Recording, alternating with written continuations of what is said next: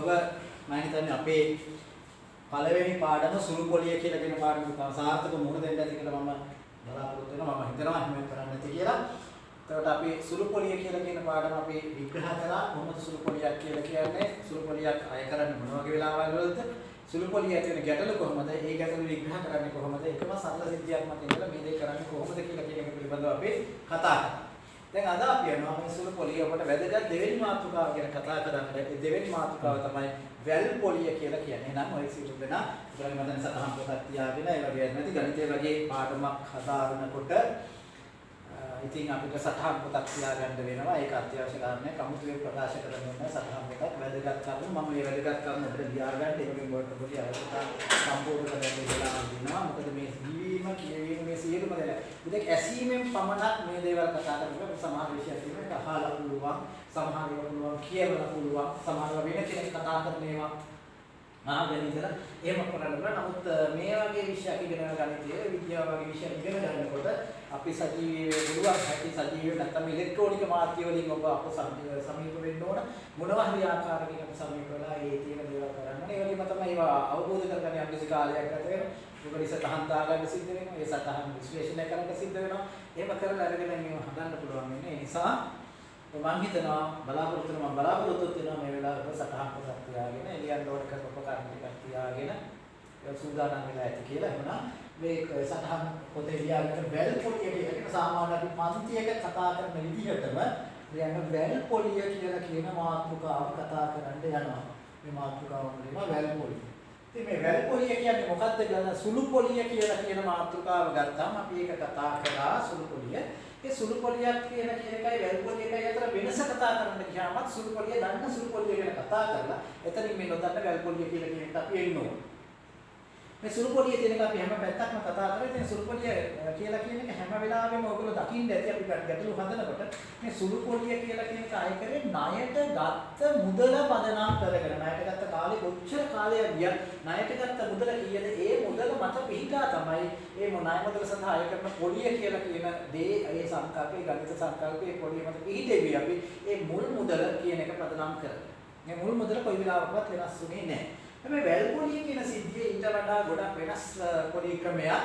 ඒ පොලි ක්‍රමයේදී මුලින්ම ණයට ගන්න මුදල පදනම් කරගෙන ඒ වගේම වාර්ෂික ඒ වගේම මේකෙත් පොලි අනුපාතිකයක් තියෙනවා. ඒ පොලි අනුපාතිකයට අපි කියන වාර්ෂික වැල් පොලි අනුපාතිකය කියලා. අර වගේම ණයට ගන්න මුදලින් රුපියල් 100ක් සඳහා වසරකට අය කරන මුදලම තමයි.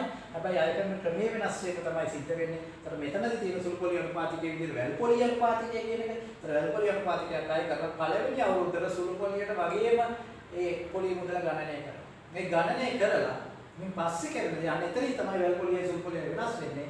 සුළු පොලියේදී සෑම හැමදාම අවුරුදු 100ක් ණය මුදලට ගියත් පොලිය ගණනය කරනවා නම් ණයට ගත්ත මුදල ඒ මුදල මත පදනම් කරගෙනයි ඒ පොලිය ගණනය කරන්නේ. අර ඒකට අය වෙන පොලිය වෙනම එකතු වෙනවා නිසා ආයි මුල් මුදලත් එක්ක කිසිම අන්තර් ක්‍රියාවක් සිද්ධ වෙන්නේ නැහැ. හැබැයි මේ ක්‍රියාවලිය එහෙම නෙවෙයි වැල් පොලිය කියන්නේ මුල් අවුරුද්දේදී ණයට ගත්ත මුදලට එකතු වෙන ණයටගත් මුදලට ගණනය කරන පොලිය තියෙනවා. ඒ පොලිය ඉබේම මොකද වෙන්නේ මුල් මුදලට එකතු වෙනවා. මුල් මුදලට එකතු වෙලා දෙවෙනි අවුරුද්දට ආරම්භක මුදල වෙන්නේ පළවෙනි අවුරුද්දේ ණයට ගත්ත මුදලයි පළවෙනි අවුරුද්දේදී ඒ ණය මුදලට ගණනය කරලා එකතු කරන ලද පොලිය කියන්නේ දෙකේම එකතුව තමයි දෙවෙනි අවුරුද්දට ආරම්භක මුදල වෙන්නේ. නැවතත් අර පොලිය අනුපාතිකයෙන්ම ගණනය වෙලා දෙවෙනි අවුරුද්දේ පොලියක් මේකට එකතු වෙනවා. ඒ පොලියයි පළවෙනි අවුරුද්දේදී තිබුණු සම්පූර්ණ මුදලයි දෙකම එකතු වෙලා තුන්වෙනි අවුරුද්දේදී මේ විදිහට දාමයක් විදිහට මොකද කරන්නේ? අවුරුදු ගාන වැඩි වෙන්න මොකද වෙන්නේ? මේ ආරම්භ පොලිය ගණනය කරන මුදල හැම අවුරුද්දකම අලුත් වෙනවා. ඒ අලුත් වෙවි තමයි ඉදිරියට යන්නේ. ඒකට සුළු පොලියට වඩා වැල් පොලිය දිගට මෙයාමේදී විශාල වශයෙන් වැඩි වෙනවා. ගොඩක් සමහර ණය දෙන ආයතන අපි ණය ගන්නකොට අපිට මේ වගේ වැල් පොලිය අනුපාත වලට ණය දෙන අවස්ථා තියෙනවා. ඉතින් මේ නිසා අපි මේ වැල් පොලිය ගැන කතා කරනවා. ගණනය කිරීම සුළු පොලියට වඩා සාමාන්‍ය සුළු කිරීමේ පැත්ත පොඩ්ඩක් සංකීර්ණ වෙනවා. ඒ සංකීර්ණ වුණාට මම මේ උපක්‍රමයක් භාවිත කරලා දෙන්නේ. මේ උපක්‍රමය භාවිත කරාම අපිට මොකද වෙලා දෙන්නේ? මේ වැල් පොලිය හා සම්බන්ධ වෙලා තියෙන අසීරුතා මග හරවා ගන්න පුළුවන්. ඒකත් සරලව අපිට ආසාවෙන් කරගෙන යන්න පුළුවන් තත්යකටපත් වෙනවා. එහෙනම් අපි සරලව වැල් පොලියක් ගණනය කරලා ඉන් පස්සේ වැල් පොලිය අපිට වැඩි අමාරුවක වැටෙන්නේ නැතුව ගානට අපි යට වෙන්නේ නැතුව ඒ ගාන හදාගන්නේ කොහොමද කියලා කියන ඒ පිළිබඳව කතා කරමු. මේකෙදිත් අර සුළු පොලිය හා සම්බන්ධ වෙච්ච ගණිත සංකල්පම තමයි භාවිතා වෙන්නේ. මොනවද ඒ ගණිත සංකල්ප? ණයට ගත් ආරම්භක මුදලක් තියෙනවා. ඒතර ඒකේ සුළු පොලියේ ආරම්භක මුදල එහෙමමයි, වැල් පොලියේ ඒ විදිහම ආරම්භක මුදලක් තියෙනවා. ඒ දෙක වෙනස් වෙන්නේ නැහැ. ඒ දෙක වෙනස් වෙන්නේ අපි කියන්නේ ණය ප්‍රමාණය විශාලත්වයේ මත හෝ කුඩා ප්‍රමාණය මත අපි ඉල්ලන මුදල මත ඒකම තමයි තියෙන්නේ. ඒක අර විදිහමයි දෙක වෙනස් වෙන්නේ. මෙතන වාර්ෂික සුළු පොලිය අනුපාතයක් තියෙනවා. මෙතන වාර්ෂික වැල් පොලිය අනුපාතයක් තියෙනවා. අනුපාතකයේ ගණනය කිරීම නැත්නම් මේ දෙක අතර ඒ තරම්ම වෙනසක් නැහැ පරිණාම උත්තර ගන්නකොට. කාලයක් ඒ විදිහයි. හැබැයි දෙවෙනි තුන්වෙනි අවුරුද්දේ වැල් පොලිය ගණනය කරනකොට අර ආරම්භක මුදල වෙනස් වෙන නිසා ඒ ගණනය කිරීම ටික අපිට කරදරකාරී වෙන්න ඉඩ තියෙනවා. ඒ වෙන නිසා අපි ඒකට අපි පස්සෙන් භාවිතා කරලා අපි මේ ගැටලුව හදන්න බලාපොරොත්තු වෙනවා. ඉතින් අපි මේකට වැඩිපුර විස්තර කතා කරනකොට තේින්ම ගැටලුවක් කරගෙන බලමු කාලය වෙලා ඉන්න නිසා කොහොමද මේක කරන්න කියලා. එහෙනම් අපි සරල ගැටලුවක් කරන් බලමු. මේකේ අපි මේ ප්‍රධාන වශයෙන් සංඛ්‍යා සුළු කිරීම නම් අසීරු නැත්නම් මොනතරම් මේ ගන්න ඒ නිසා අපි මේ පැත්ත බලන්නේ නැතුව අපි සංකල්පය ගැන බලමු කෙටි කාලයකින් කොහොමද මේක දාන්නේ. හැබැයි මේකත් හිතට ගත්තාට පස්සේ ඕනතරම් දෙයක් කරන්න මේකට ඉතාලම සරල විදිහේ ක්‍රම තියෙනවා. ඒ ක්‍රම භාවිත කරන දැන් හැම වෙලාවෙම ගන්න උපක්‍රමශීලී ක්‍රම භාවිත කරනවා. උපක්‍රමශීලී ක්‍රම සහ විද්‍යාත්මක ක්‍රම භාවිතා කිරීම තුළ අපිට ඒ ගැටලු විග්‍රහ කර ගැනීම සහ ඒ ගැටලු සාධනය කර ගැනීම හැකියාව ඒ දක්ෂතාවය කියන එක අපිට ලැබෙනවා. එහෙනම් අපි ගැටලුවක් දෙන්න රුපියල් 10000ක මුදල අපි මෙහෙම දෙමු. රුපියල් 10000ක් නැති කළා මෙතන 1000ක් කියලා. රුපියල් 1000ක මුදල. රුපියල් 1000ක මුදල. රුපියල් 1000ක මුදල 10%ක වාර්ෂික වැල් පොලිය අනුපාතයකට 10%ක වාර්ෂික වැල් පොලිය අනුපාතයකට රුපියල් 1000ක මුදල මාධ්‍යයට ඔබසම් ලියනවා. ඔබසම් ලියා ගන්න රුපියල් 1000ක මුදලක් 10%ක වාර්ෂික වැල් පොලිය අනුපාතිකයක් යටතේ සාමාන්‍ය පන්ති වගේම කියලා හිතේ දෙයක් රුපියල් 1000ක මුදලක් 10%ක වාර්ෂික වැල් පොලිය අනුපාතිකයක් යටතේ වසර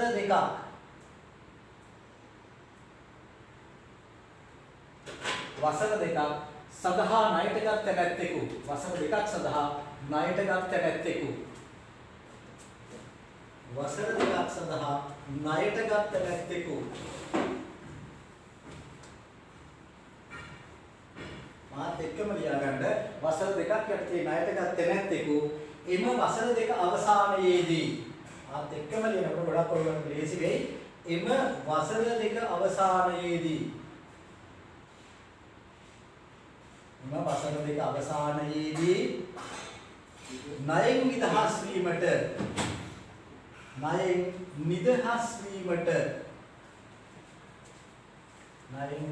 වීමට ගෙවිය යුතු ඉස්සෙල්ලා වගේමයි ගෙවිය යුතු මුළු මුදල කොපමණද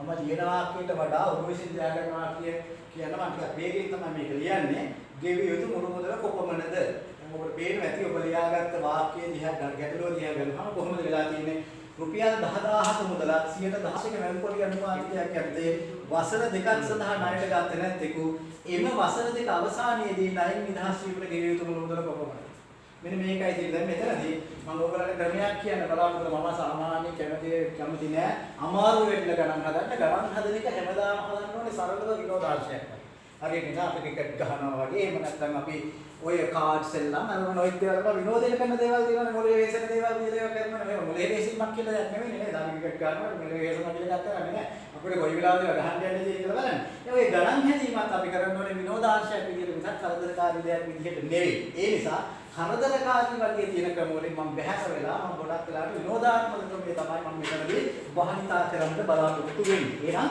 අපි මේ විදිහට සරලව ඒ වගේම අපේ මොලේ තියෙන ශක්තිය, මොලේ තියෙන අපේ මොලේ ශක්තියක් කියන එකක්, ඒ බ්‍රේන් එනර්ජි එකක්, ඒක අපි උපතින් ගේන ශක්තියක්, ඒ ශක්තිය වැඩි වර්ධනය කර ගන්න ඕනේ. ඉතින් අපි අවසානකට අපේ දෛනික කාර්යය කටයුතු කරනකොට අපි මේ දේවල් වල මොලේ අනවශ්‍ය දේවල් වල ගන්න මේ උපතින් එන අපේ මේ මොලේ තියෙන ශක්තිය කියන එක අනවශ්‍ය දේවල් වල විනාශ කර ගන්න.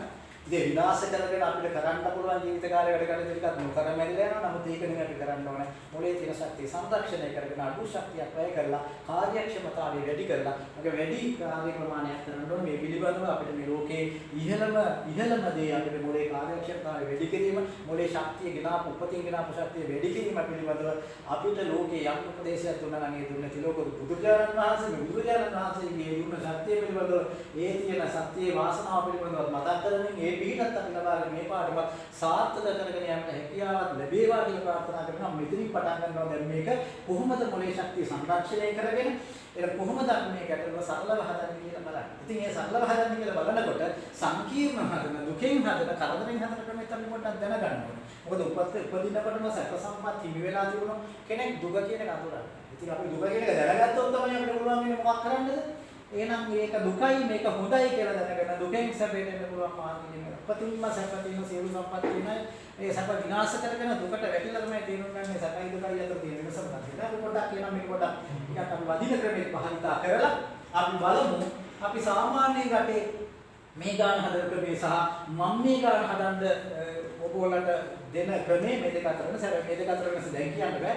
හොඳට මතක තියාගන්න මම මේ වැල්පොලේදී ඔබට දෙන්න දෙයක් ගෙනාවා. ඒ දෙන දේ ගන්න ඔබ ගත්තොත් ඔබට ලැබෙනවා වරප්‍රසාද. ඒ මොනවද ඔබට ලැබෙන්නේ? මේ මම දැන් පළවෙනියට විමසා රටේ වැඩි දිනෙක භාවිතා කරන ක්‍රමයේ කරොත් මේකේ සමහරක් ගැටලු ඔබට ජීවිත කාලෙම හදාගන්න බැරි. හැබැයි මම මේ කියන ක්‍රමයට පොසුළු වෙනසක් මේ ඇති නැති පරතරය අතර හැකියාව සහ නොහැකියාව අතර තියෙන සමහර වල ගෙස් ගහකට වඩා වැඩි පරතරය අඩු පරතරයක්. ඉතින් ඒකේ පොඩි වෙනසක් අපි කරගත්තොත් අපිට පුළුවන් වෙනවා අපේ ජීවිත කාලය තුළ හදලා හිතන්න බැරි ගැටලු සරලව හදන්න. මම මේක අත්හදා බලලා තියෙනවා. ළමයි ඉස්සරහා පරීක්ෂණ කරලා බලලා තියෙනවා මේ ක්‍රම දෙක අතර වෙනස කොහොමද කියලා. සමහරක් වෙන තාම දක්ෂ ළමයි ඉන්න ටිකක් වෙලා ගිහලා බලමත් වෙනවා ගණන් හදන්න. මේ එමන් තත්ත්වයටපත් වෙන්නේ නැති ක්‍රමයකුයි මම කියලා දෙන්න නිසා අවධානය කරලා මේ තියෙන දේ දුරස්තර ඉගෙන ගත්තා කියලා අව탁සීරුට ලක් කරන්නේ නැතුව දහස් ගණන් දීලා මොහොත මොහොත ඉගෙන ගන්න නම් දුර්වල ක්‍රමයක් හදාගෙන පස්සේ අමාරුවට ක්‍රමයට යන්නේ නැතුව ගන්නේ කියන තමන්ට ගන්න ඒ ගන්නේ කියලා කියන ඉල්ලීම බොහොම කාර්මිකව කරන්න බලාපොරොත්තු වෙනවා. මොකද අපි මේ මහන්සි වෙලා කරන දේ ප්‍රතිඵලයක් ලැබෙන්නේ ඔබ මේ දී අරගෙන ඔබේ ජීවිතය සාර්ථක කරගෙන ඔබේ අනාගතය ඔබ යහපත් පුරවැසියෙක් කරන විදිහට අපේ සමාජයට ප්‍රවිෂ්ඨ වුණොත් ඒ ප්‍රවිෂ්ඨ වෙලා ඔබ ජීවත් වෙන මොහොතක් පාසා ඔබ කරන සෑම කාර්යයක් පාසාම ඔබට වගේම එතන නොහිටියත් ඒ වෙලාවේ අපිට ඒ කුසල කර්මයක් දැසෙන ඒක කරන කාලේ අපි මේ ලෝකෙ ඉඳත් පුළුවන් නොඉඳත් පුළුවන් ඒ ඉන්න ලෝකෙට හෝ මේ කර්ම ශක්තිය අපිට එනවා. අපි ඒකත් බලාපොරොත්තුවක් වෙනවා මේ වගේ දේවල් කරනකොට ඔබට ඉගෙනීම තුළ ඔබේ ජීවිතය යහපත් කර ගැනීම තුළ සතුටටපත් වෙන අය අතර දෙමාපියන්ටත් වඩා සමහරක් වෙලාවට අපි ඉන්න පුළුවන් ඉස්සරහින් හේතුව දෙමාපියෝ දන්නේ ඔබ පාස් වුණා කියන එක විතර අපි තමයි දන්නේ ඔබ පාස් වුණේ කොහොමද කියන එක. ඔබ ශල්‍ය කර්මයක් කරපුවාන් පස්සේ ඒ ශල්‍ය කර්මයට භාජනය වෙච්ච රෝගියාගේ තාත්තා කෙනෙක් ශල්‍ය කර්මයට භාජනය වෙනවා. ඒ ශල්‍ය කර්මයෙන් තාත්තා සනීප වුණාම එයාගේ දරුවා සතුටක් ලබනවා. තාත්තා සනීප වුණා. හැබැයි ඒ ඊට වඩා සතුටක් මම හිතනවා වෛද්‍යවරයා මෙයා සනීපුනේ කොහොමද? සනීප වෙන්න ඕන කරන විදියට අසනීපය වෙනස් කරේ කොහොමද කියලා දන්නේ වෛද්‍යවරයා. එහෙනම් මේ විදිහට නැත්නම් අපිට අසීමිත සතුටක් ලැබෙනවා. ඔබ මේවා දිගාගෙන අපි මේ එදා ලබාගත්ත දේ අපි අද මෙතෙන්ට ගියා. සර් මං ජීවත් වෙන්න තිබුණේ මේ වගේ සමාජයක. නමුත් මේ දේ නිසා අපි මෙහෙම ජීවත් වුණා කියලා අපිට දැනෙනවා නම් ඒ සන්තෝෂය අපිට පරම ධනයක් වෙනවා. බුදුරජාණන් වහන්සේ දේශනා කරා සන්තුෂ්ටි පරමාන්දන. මම මේ බුද්ධ ධර්ම කියන පාඩමක් කතා කරනවා නෙවෙයි. බුද්ධ ධර්ම පාඩම කතා නොකර කිසිම දෙයක් අපිට කතා කරන්න බෑ. බෞද්ධ දර්ශනයෙන් තොරව අපිට කිසිම දෙයක් කතා කරන්න බෑ. කියන්නේ අපේ කාලයක් තිස්සේ අපි ඉගෙනීම තුළ අපි ලබාගත් අත්දැකීමෙන් අපිට කියනවා සන්තුෂ්ටි පරමාන්දන කියන දේ සතුට කියන එක ලබා ගන්න පුළුවන් කියන්නේ අපේ ශිෂ්‍යෙක් පාස් වෙලා ඉඳලා අපි මේ ජයග්‍රහණය කරා මගේ ජීවිතය අදාගත්තා කියන වචන තුළ මම හිතන්නේ කිසිම මුදල් ලේඛකයකින් අපිට මැනින රුපියල් වලින් ඩොලර් වලින් යුවාන් වලින් මනින්න බැරි තරම් මොකද වෙන්නේ සතුටක් අපිට ලැබෙනවා. ඒක අපිට දේශනා කරේ බුදුරජාණන් වහන්සේ. බුදුරජාණන් වහන්සේ පිළිබඳව පරමපවිත්‍ර මතකේ බුදුරජාණන් වහන්සේගේ රූපයෙන් වල පරමපවිත්‍ර වෙලා තියෙන රූපස්කන්ධය පිළිබඳව අමා රූපය පිළිබඳව තියෙන ඒ මතකේ අපි මේ ඉදිරියට ගෙනගෙන අපි ඉස්සරහට අරගෙන මේ හිත ඉස්සරහට තියාගෙන මගේ හිත ඉස්සරහට තියාගෙන මම මේ කතාව කරන්නේ. එබනම් ඒ අනුව අපි බලමු කොහොමද මේ ගැටලුව කරන්නේ. ඉස්සෙල්ලා අර සාමාන්‍ය සමාජයේ තියෙන ක්‍රමේ දෙවෙනියට මම මේකට හදලා එහෙනම් මම වගන්ති ලියන්නේ. ඉතින් අපි ඉතින් ප්‍රධානම තමයි වගන්ති. මේ වගන්ති ලියනවා කියලා කියන්නේ ඇත්තටම මොලේ ගානට යොදා ගන්නවා කියන්නේ. වගන්ති හදන්න ලියන්නේ නැතුව ගණන් හදනවා කියන්නේ මොලේ යන්ත්‍රයක් කරනවා කියන්නේ. මොලේ මේ තරම් වටින මොලයක් යන්ත්‍රයක් කරන්න එපා. යන්ත්‍රයකින් කරන්න පුළුවන් වැඩ සීමා සහිතයි.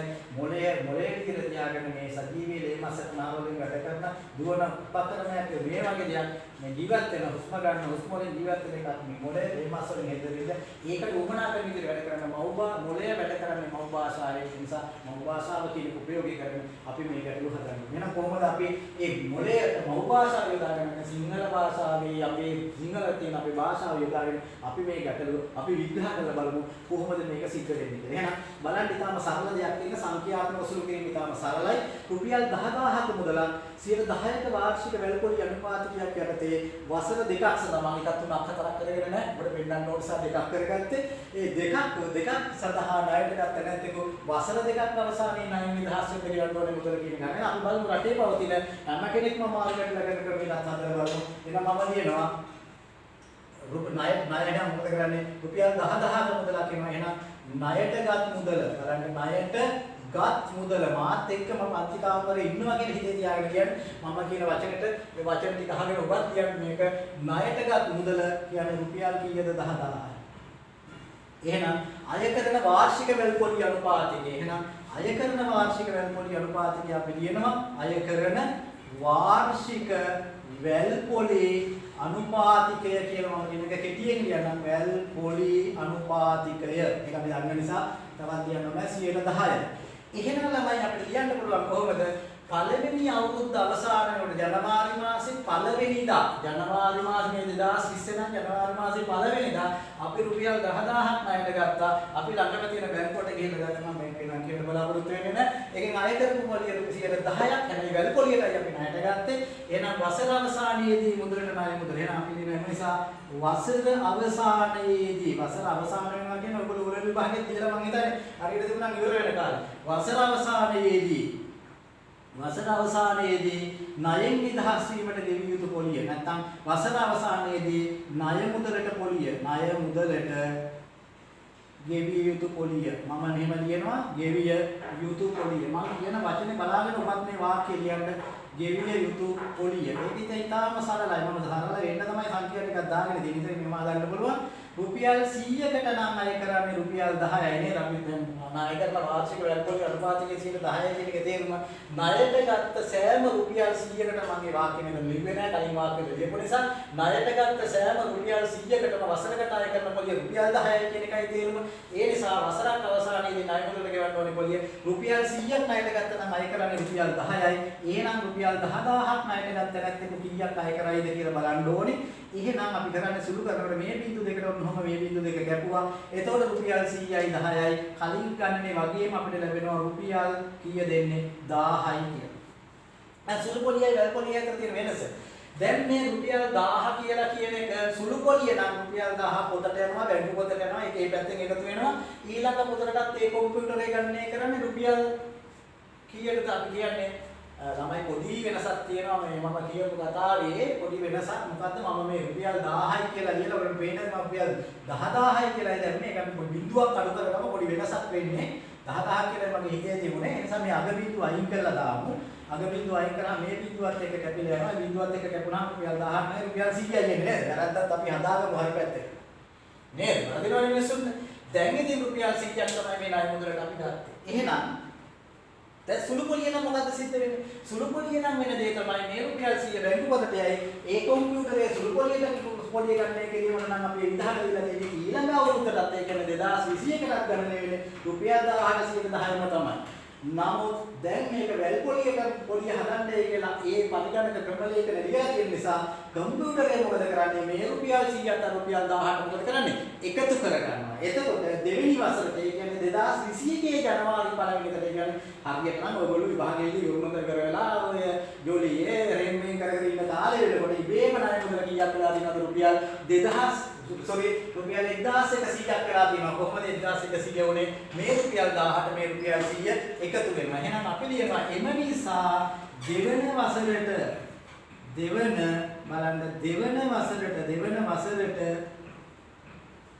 ආරම්භක මුදල අපි ඒකට හැම වෙලාවෙම මේ ආරම්භක මුදල මේ තියෙන පළවෙනි වසරට ආරම්භක මුදල මේ තියෙන දෙවන වසරට ආරම්භක මුදල දෙවන වසරට ආරම්භක මුදල අපි කියනවා කොහොමද මේ රුපියල් 1000 රුපියල් කීයද අපි ගත්තේ 10යි අපිට මට 10000 දී මතක් වෙන්නේ රුපියල් 1000 එකතු කිරීම රුපියල් 100යි මෙහෙම ගත්තා මෙහෙම ලියන්න ඕනේ නෑ හැබැයි ඉතින් ඔයගොල්ලන්ට තේරුම් ගැනීම සාමාන්‍ය ලියන රුපියල් 1100ක් වෙනවා රුපියල් 1100ක් තමයි මේ දෙවෙනි වසරට මොකද්ද වෙන්නේ ආරම්භක මුදල වෙන්නේ දැන් ඉතින් අපිට වෙනවා දෙවෙනි වසරටත් මේ වැල් පොලිය හොයන්න එතකොට මොකද වෙන්නේ රුපියල් 1100කට තමයි අපිට මොකද සිද්ධ වෙන්නේ පොලිය හොයන්න වෙන්නේ එහෙමනම් අපි ලියනවා මේ වදන්ත ටික ඔබට ලියා ගන්න ඕන නිසා මම පොඩි වෙලාවක් ඔබට දෙන්නම් මේ ණයට ගන්න මුදල අය කරන වාර්ෂික වැල් පොලිය අනුපාතකයේ වසරක් අවසානයේ ගෙවන්න ඕනේ පොලිය වගේම මේ දේවල් ඉවරුණා ඒක අපි ගන්නෙ නැහැ පොතට යන්නෙත් නැහැ එන්නේ මුල් මුදලට එකතු වුණා දෙවන වසරට ආරම්භක මුදල කියන රුපියල් 1100යි පොතට නිකන් තියෙන ගැටලුවේ ඔබට යම් කිසි සටහනක් යොදාගැනීමේ අවශ්‍යතාවයක් තියෙනවා පොඩි කාලයක් දෙන්නම් ඔබට මේ සටහන මේ කියන විදිහට යොදාගෙන ඔබට අවශ්‍ය විදිහට මෙතෙන්ට නිකන් මේ ගැටලුව අරන් ඉන්න ඊට පස්සේ අපි පොඩි සුළු කිරීමකින් අපි වසර දෙක අවසානයේ ගෙවන්න ඕනේ පොලිය කියන එක කොපමණද කියලා අපි හොයලා බලමු. තව විනාඩියක් දෙක විතරදී කාලයක් අපිට යනකොට මේ ගැටලුව හදලා ඉවර කරන්න පුළුවන්.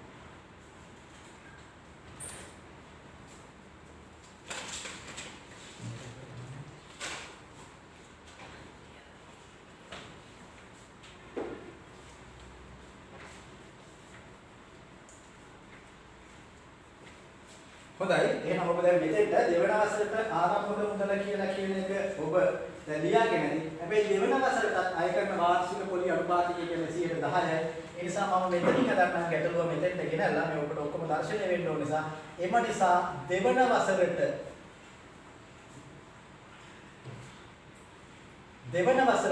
අය කරන පොලිය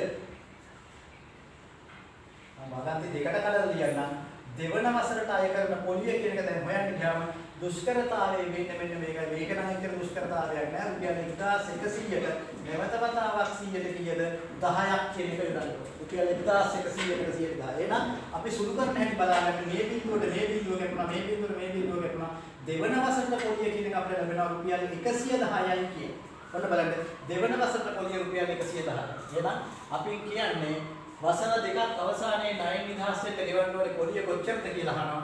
දැන් බලන්න දෙවන වසරට පොලිය විලා තියෙනවා රුපියල් 110ක්. එතකොට දෙවෙනි වසරට ආරම්භක මුදල උනේ රුපියල් 1100යි. අර රුපියල් 110යි එකතු වුණාම දෙවෙනි වසර අවසානයේදී මේ මිනිස්සයාට ණය නිදහස් වෙන්න ඕනේ ගෙවන්න ඕනේ පොලිය මෙහෙම පියවරට අපිට යන්න පුළුවන් වෙනවා. එහෙනම් එම නිසා අපි කියනවා දෙවන වසර අවසානයේදී ණයෙන් නිදහස් වීමට ගෙවිය යුතු මුළු මුදල ණයෙන් නිදහස් වීමට හොඳට මම කියන දේ අහගෙන ලියන්න ණයෙන් නිදහස් වීමට ගෙවිය යුතු මුළු මුදල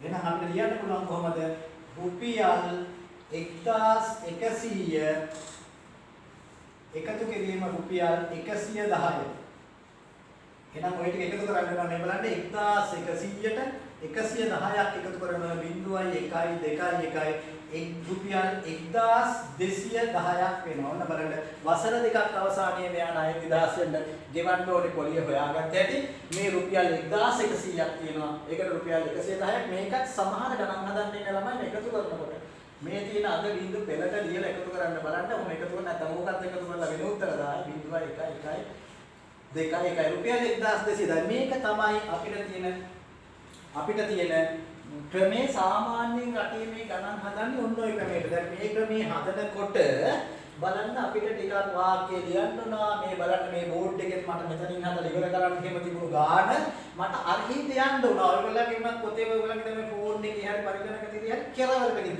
හිතන්නේ සමහර පේන්නේ නැතුව තියෙනවද දන්නේ නැහැ. මම හිතන්නේ පේනවා ඇති. අපේ නිෂ්පාදනය කරන මහත්තුරු කියනවා නෑ ප්‍රශ්නයක් නැහැ පේනවයි කියලා.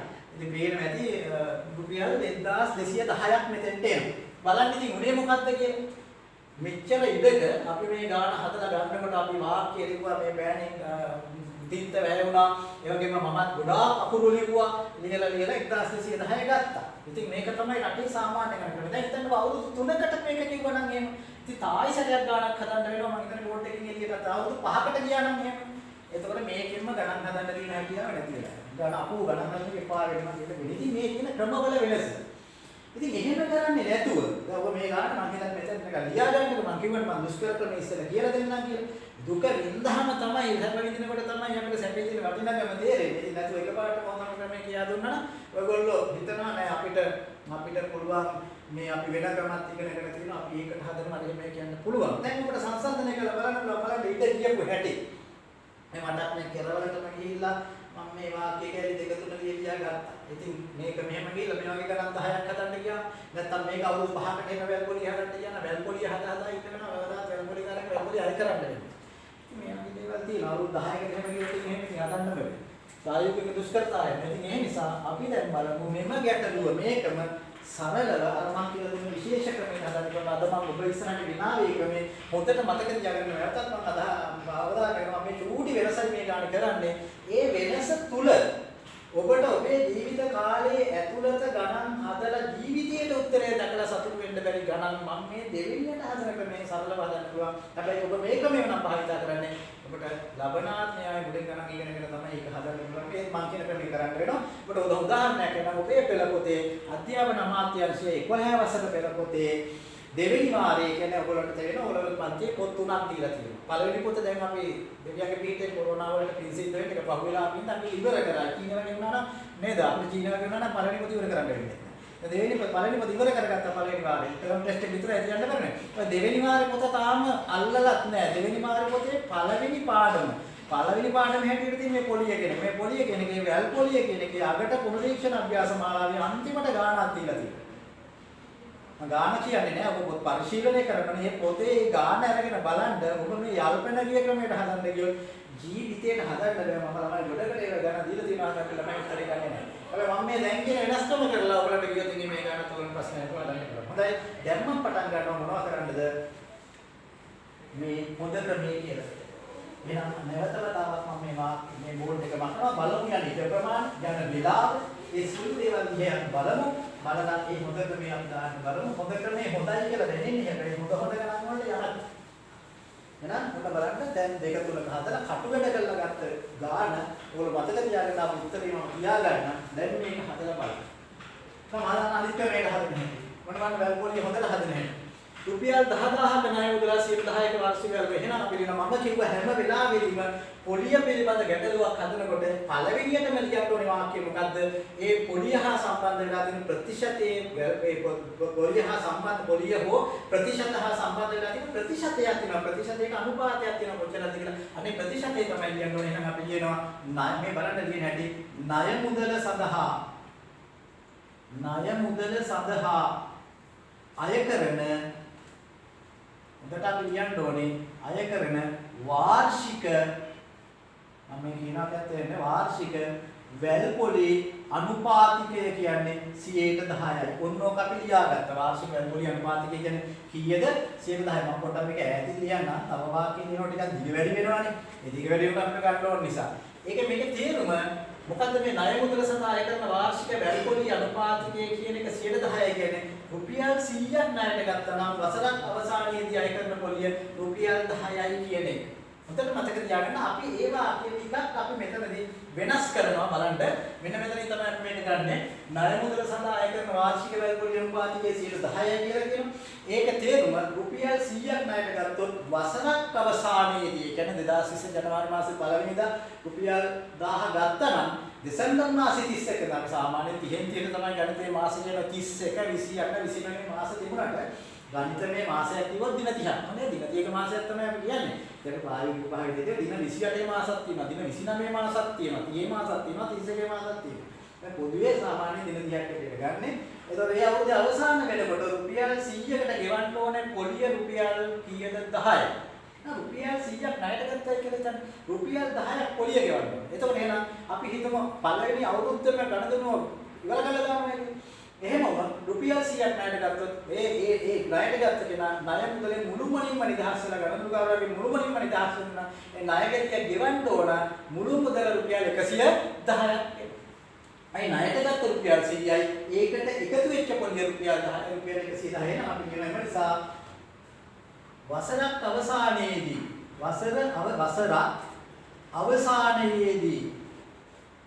දෙකට බලන්න මේක වසරක් අවසානයේ ණයෙන් නිදහස් වීමට ගෙවිය යුතු මුළු පොලිය. මේක තමයි වෙනස් වෙන දේ.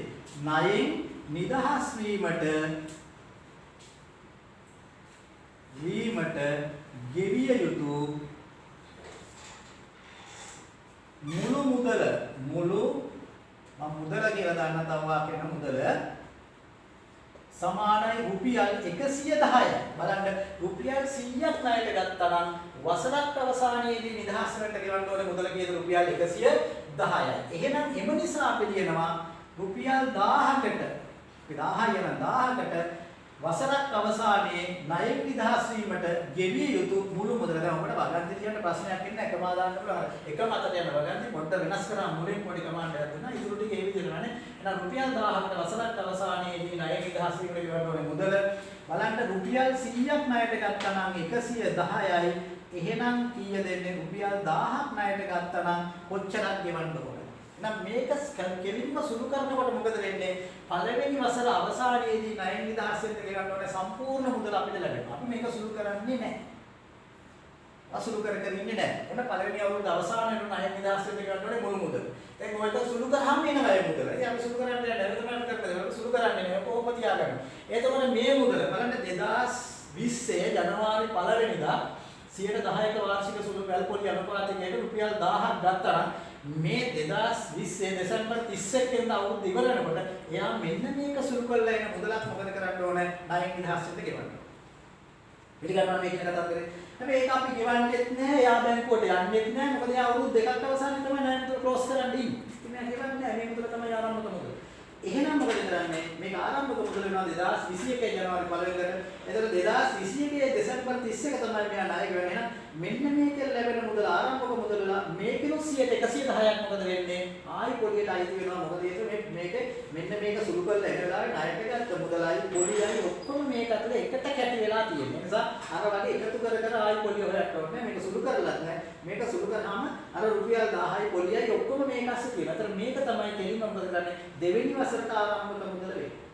එහෙනම් දෙවෙනි වසර අවසානයේ මේ මුදලිනුත් 100ට 110ක් පොලිය වශයෙන් ගෙවන්න ඕනේ. එහෙනම් අපි කියනවා වසර දෙකක් අවසානයේ ණය එම නිසා අපි කියනවා බලන්න එතන වෙනස. එම නිසා වසර දෙකක්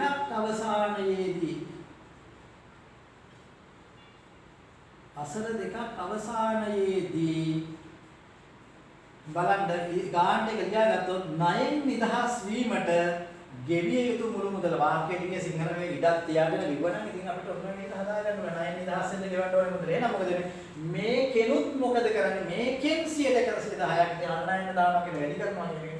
එහෙනම් අපි කියනවා 100ට 110 වැඩි කිරීම 1000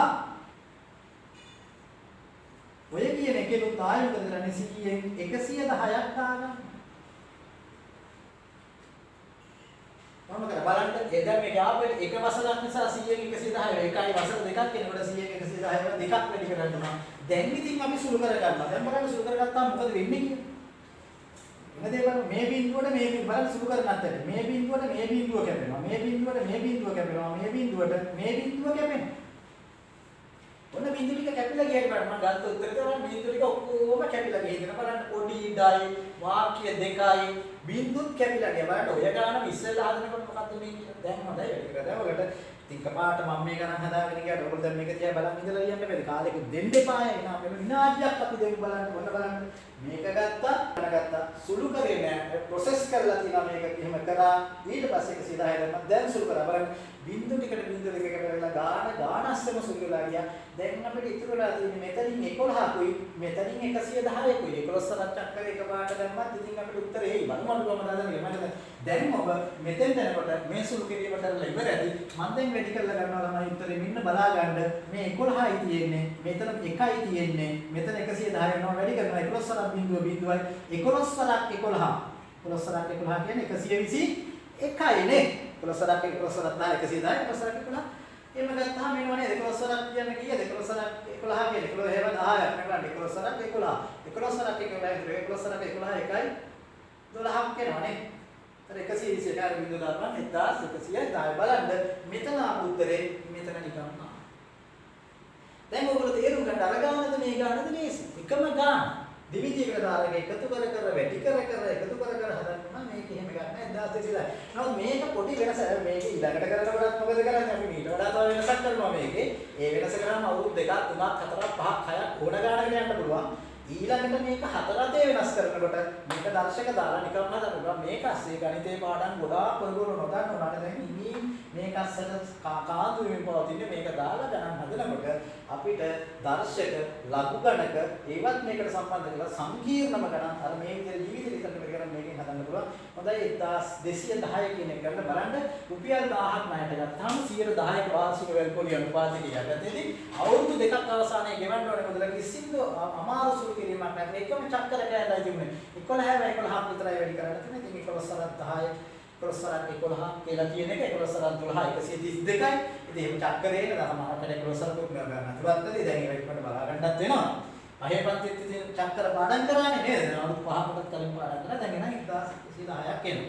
හොඳයි ළමයි දැන් ඉතින් අපි මේක හැදිතන ඔයගොල්ලන්ට තේරෙනවද ඉස්සරට වඩා නම් මේක දැන් ලේසි කියලා. ඉතින් අපි දැන් ලේසි වුණා නම් අපි බලමු මේක දැන් මීට වඩා ටිකක් සංකීර්ණ වෙලා බලමු රුපියල් 1000ක ණය මුදලක් 110ක වාර්ෂික වැල්පොලි අනුපාතයක් ඇරෙද්දී වසර 3කට ණයට ගත්තොත් අපිට මොකක්ද සිද්ධ වෙන්නේ කියලා බලමු. ඔන්න බලමු වසර 4කට ඕනම කියනවා නම් මට අභියෝගයක් කරනවා වසර 5ක් හොයන්න කියලා එකක් මට.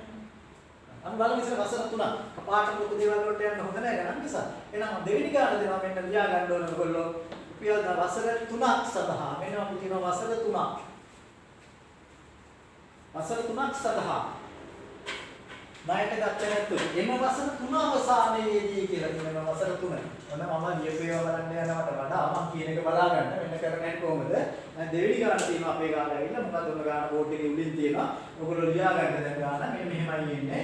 මේ මම ලියලා තියෙන දේ රුපියල් 1000ක ණය මුදලක් 10ක වාර්ෂික වැල්පොලි අනුපාතයක් යටතේ.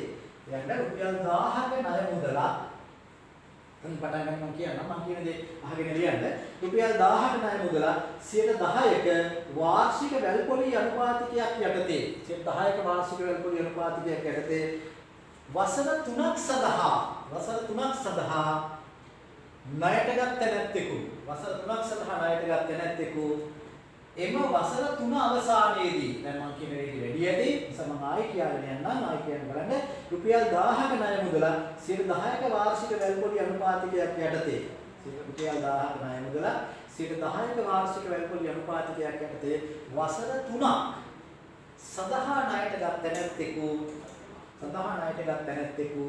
එම වසර 3 අවසානයේදී එම වසර 3 අවසානයේදී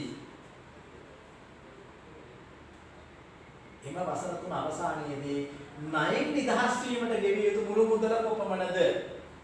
ණයෙන් නිදහස් වීමට ගෙවිය යුතු මුළු මුදල කොපමණද?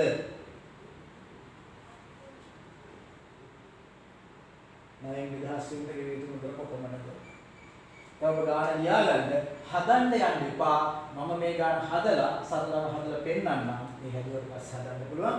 ඊට පස්සේ Tamanට තනියෙන් ගණන් හදාගෙන යන්න ශක්තිය සහ ධෛර්යය කියන එක ලැබෙනවා. දැන් ගාන ලියාගෙන ඉවරයි.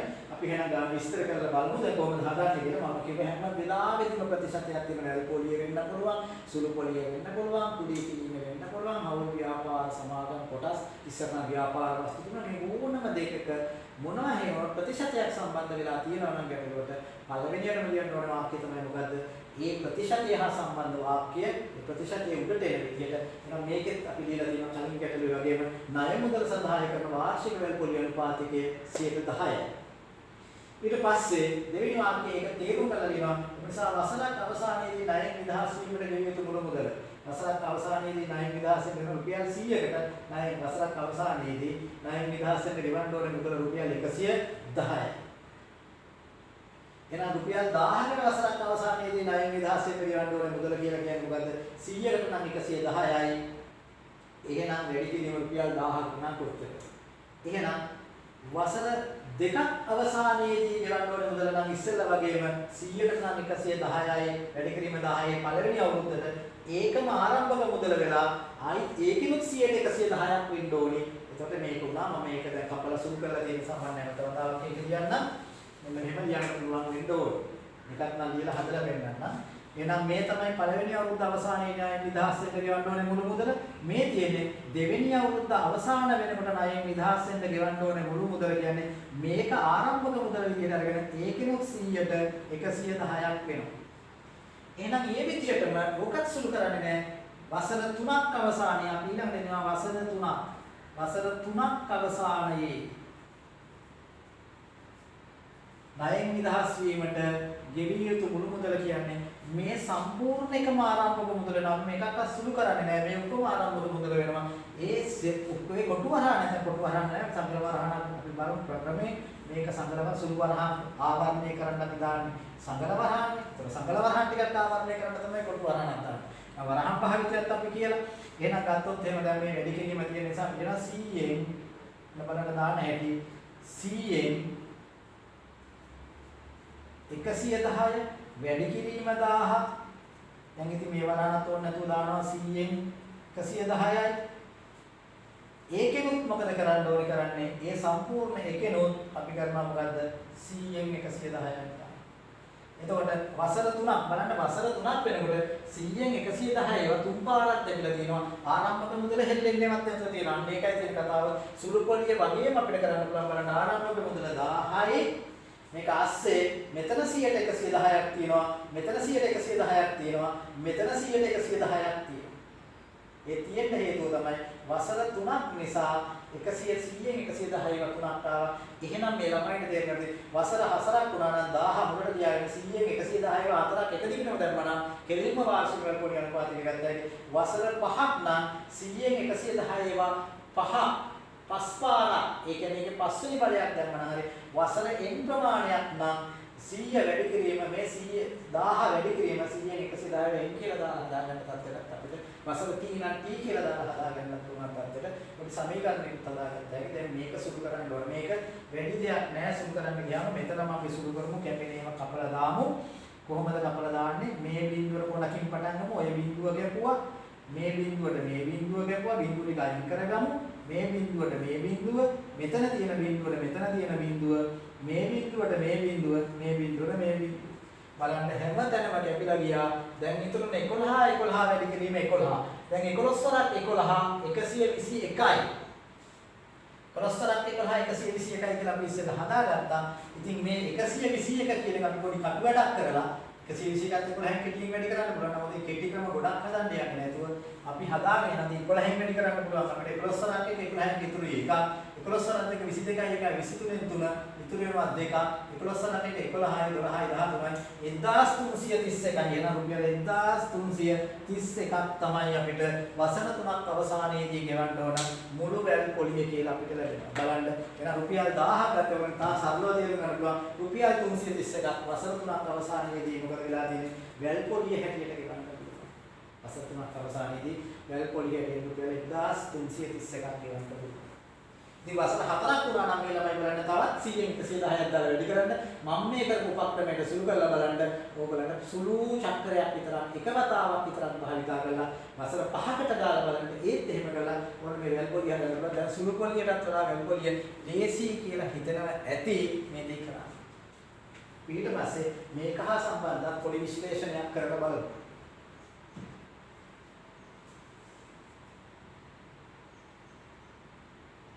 මම හිතන්නේ මේ සුළු කිරීම මම උදාහරණ ප්‍රමාණකට සංඛ්‍යා සියල්ල ගත්තේ ඔබට වැල් පොලිය පිළිබඳව තියෙන මේ සිද්ධාන්තය සරලව විස්තර කරන්න. ඒකයි ඔයාලට තේරෙන්නේ නැතිද රුපියල් 1000 ගත්තේ මම 10000ක් ගන්නත් හිතන 1000ක් ගත්තේ තවත් පුංචි කරන්න ඕන නිසා පුංචි කරලා වැල් පොලිය පිළිබඳව තියෙන මේ සිද්ධාන්තය කියලා දෙන්න නිසා මේක ඇත්තටම මේ සිද්ධාන්තය දාගත්තොත් ලොකු ගැටලු හදලා අපිට ලොකු සතුටක් ලබා ගන්න පුළුවන්. මේ ගණන් හදන අය දන්නේ නැති ගණන් වලට කැමති අය ආසය දන්නේ නැති මේ රස විඳිනකොට මේ ගණිතයේ විෂය තුල ගාණක් හැදුවාම සන්තෝෂයක් කියන එකක් ලැබෙනවා. ඒක කොහෙන් ලැබෙනවද කියලා හිතා ගන්නත් බැහැ. ගාණක් හදලා උත්තරයක් ගත්තාම එහෙම්ෙන් හදලා නෙවෙයි.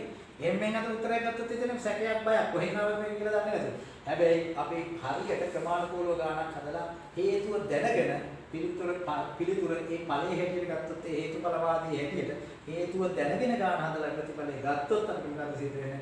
අසීමිත සතුටක් ලැබෙනවා. මේ සතුටම තමයි ඊළඟ ගන්න හදන්නේ ආරම්භක විගාමක බලවේගය වෙන්නේ. අපිට තේින්න ඇති අපිට තිබුණ දේ බලන්න අපි වසර 3කට හැදුවා. කිසි ගැටලුවක් නැතුව වසර 3කට සුරු කරා. මේ වසර 3 කරලා 1920 ගත මේ වසර දෙකකට හදන්න කියමු. ඊටවත් ගියේ නෑ නේද මේකට. බලන්න ක්‍රමයෙන් වැඩි වෙන්න කාලේ වැඩි වෙන්න මොකද වෙන්නේ? අපිට දේශිකම වැඩි වෙනවා. නේද? හොඳට මතක තියාගන්න කාලේ දැන් අපි වෙන තියෙන්නේ අවුරුදු 3කට පොඩි පළවෙනිදා අවුරුදු 2කට යන කියලා බෝඩ් එකේ එහා පැත්ත අසුරු කරා. දැන් අවුරුදු 3කට වෙලත් අතර නෑ. මෙතනම ළමයි අවුරුදු 4ක් දරපන්න මොකද වෙන්නේ? මේකට තව 100න් 110 කියන්නේ එකයි දාන්න ඕන. මේ ආකාරයට සුරු කරන්න පුළුවන්. ඒ නිසා මේ සංඛ්‍යා ටික මම ගත්තේ මේ සංකල්පයේ ඔබට ඉතා හොඳින් සම්ප්‍රේෂණය කරන්න ඕනේ කියන කාරණය නිසා. දැන් එහෙනම් මේකේ අඩුවක් පාඩුවක් එහෙම නැති වෙන්න තියාගන්න. එන ඉතිරි කයන්න අපි දැන් මෙතනින් එහාට අපි අරන් යමු කොහොමද සිද්ධ වෙන්නේ කියලා බලන්න.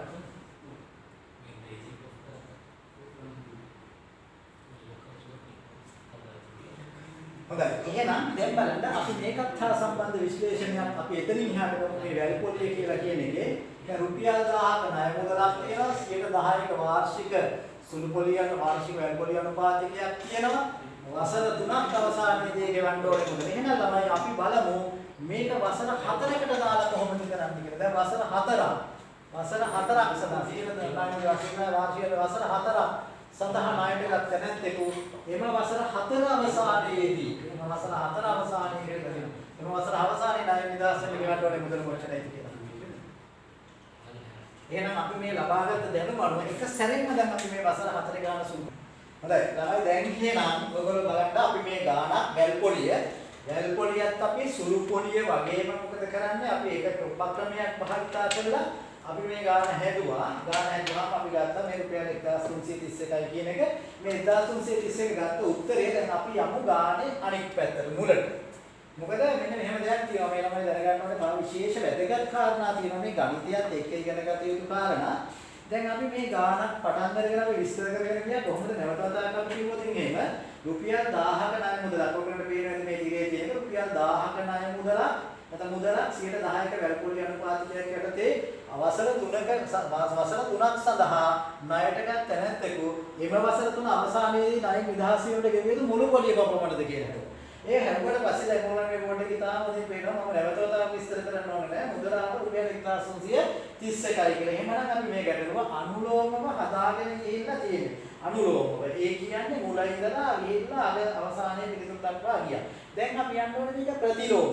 ඔන්න ඔතන ගියාම තමයි අපිට ප්‍රශ්නේ එන්නේ. මොකද අනුලෝමව කියනවා යන්න පුළුවන් මුල ඉඳලා අගට යන්න පුළුවන්. නමුත් අගේ ඉඳලා මුලට එන්න ගියාම ගොඩාක් වෙලාවට අමාරුයි. ගොඩක් වෙලාවට අමාරුයි. ඒක කරපු කෙනෙක් විතරයි ඒක දන්නේ.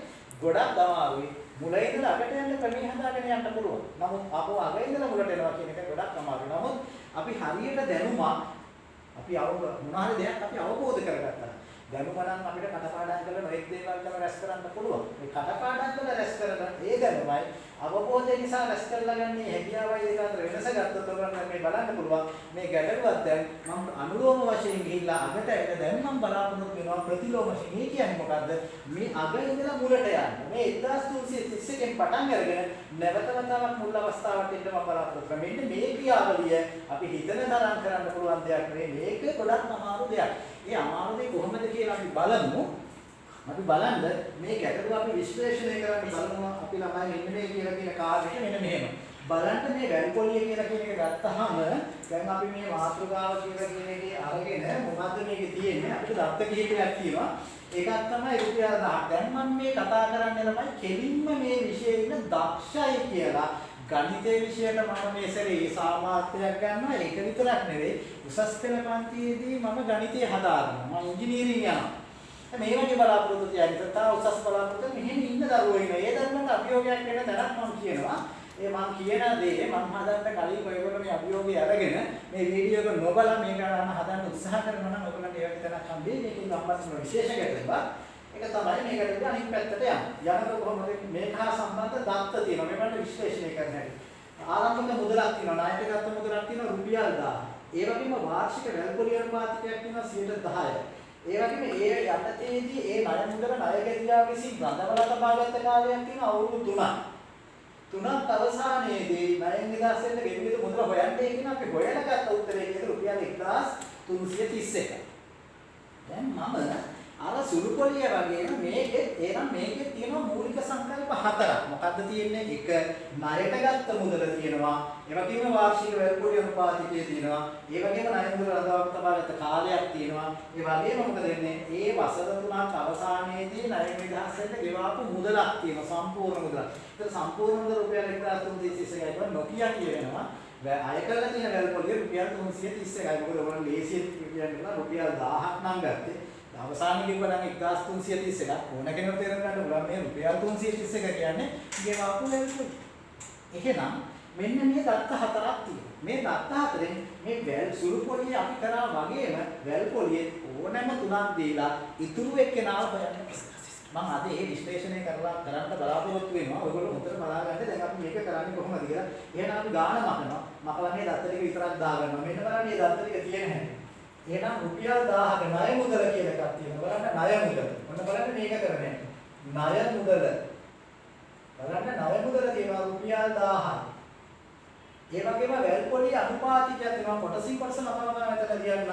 වැල්පොලිය ණය මුදල පොඩ්ඩක් පල්ලෙහාට ලියමු. ණය මුදල රුපියල් 1000යි. උඩට බලන් ඉන්න. වාර්ෂික වැල්පොලිය අනුපාතිකය වාර්ෂික වැල්පොලිය අනුපාතිකය මම එකක් කෙටියෙන් කියන දිග වචනයක් නිසා අනුපාතිකයේ 10%යි. ඒ වගේම කාලය තියෙනවා. ඒ කාලය කියන්නේ වසර 3යි. ඒක හොඳට බලන්න මම මේ කියන දේ හොඳට බලන්න මේකත් එක්ක සම්බන්ධ වෙන්න ඕනේ. එහෙනම් කාලය තියෙනවා කීයද? කාලය වසර 3යි. කෙවලා තියෙන මුළු මුදල තියෙනවා කීයද? මුළු මුදල රුපියල් 1331ක්. දැන් ඔය ටික කියලා දැන් අපිට මොකක්වත් ඕනේ නැහැ. දැන් අපිට මේක අහන්න කරගෙන මම දැන් අහන ගැටලුව. මේ ගැටලුව ඔයගොල්ලෝ මම කියන්නේ වඩා දක්ෂ ළමයි විතරක් කරගෙන මේ වීඩියෝ එක උඩ ඕෆ් කරලා ඔයගොල්ලෝ මේකට උත්තර හොයන්න බලන්න. උත්තර හොයලා බැරි වුණොත් මම මේ කියන දේ බලන්න. ඒකට ඔයගොල්ලෝ යම් දෙයක් කරගෙන පුළුවන්. ඒක මම මේ කියන දේ බලාපොරොත්තු මගේ බලාපොරොත්තු ඉෂ්ට වෙනවා. ඔයගොල්ලන්ගේ බලාපොරොත්තු ඉෂ්ට වෙනවා. එතකොට ඉතින් අපිට ඉංග්‍රීසි එක තමයි සිද්ධ වෙන්නේ. ඒක සිද්ධ වෙන අනිත් දේ තමයි ඒක. එහෙනම් දැන් මම මේ ගැටලුවක් දෙනවා මෙන්න මේක. කොහොමද මේ ගැටලුව? මම මේ කොටස් හතරෙන් මේ ළමයින් අපි යන්නේ ප්‍රතිලෝම ක්‍රියාවලිය. ප්‍රතිලෝම ක්‍රියාවලිය අනුලෝම ප්‍රතිලෝම වශයෙන් දැනුම කියලා කියන එක විග්‍රහ කරන්න කියලා කියන එක විශ්ලේෂණය කරලා අනුලෝම ප්‍රතිලෝම වශයෙන් මෙනෙහි කරන්න කිව්වේ ලෝතර බුදුරජාණන් වහන්සේ. එහෙම නේද? ඔයගොල්ලන්ට බුද්ධ ධර්මයේදී අපිට පේනවා ඇති අනුලෝම මහණෙනි මේ ධර්ම අනුලෝම ප්‍රතිලෝම වශයෙන් වඩන්නේ කියලා තියෙනවා. මුල ඉඳලා ගැටයි අග ඉඳලා මුලට. දැන් අපි මේ දන්න දෙයක් ඒ බුද්ධ වචනයම මුල ඉඳලා ගැට කරා දැන් අග ඉඳලා මුලට පොඩ්ඩක් කරන්න යනවා. කොහොමද කරන්නේ? කරනකොට මම කරනවා මෙන්න මේ දැන් බලන්න 1331 කියන එක මම හොයාගත්තා. එතනින් මම පටන් ගත්තා. දැන් මම මෙයාව නැති කරනවා.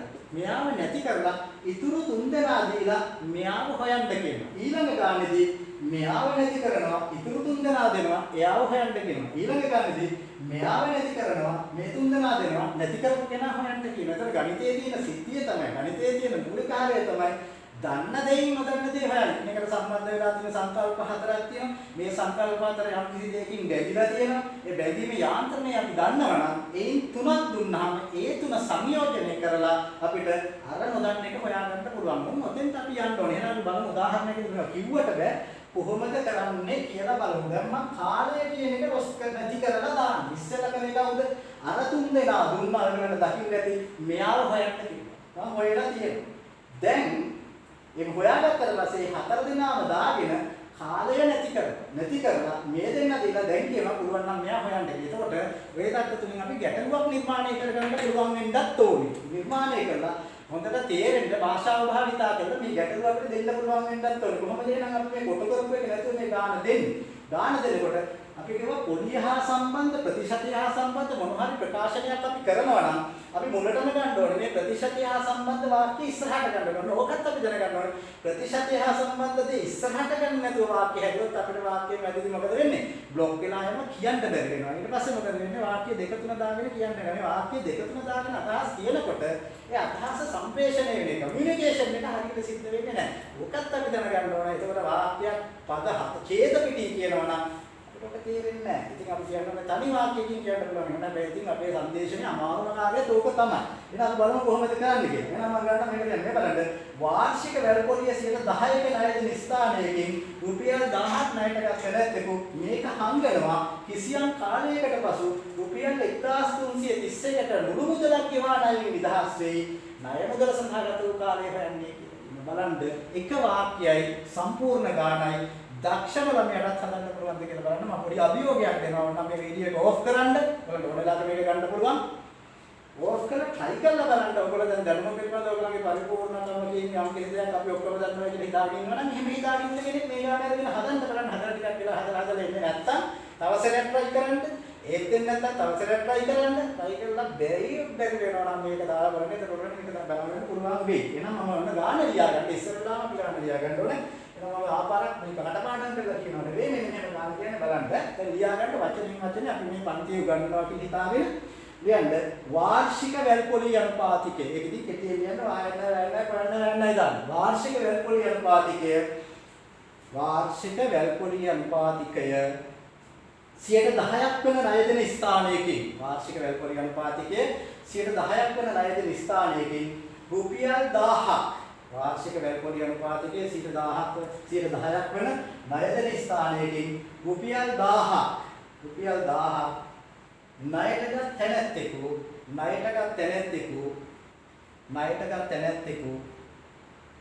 ණයටගත් තැනැත්තෙකු කිසියම් කාලයකට පසුව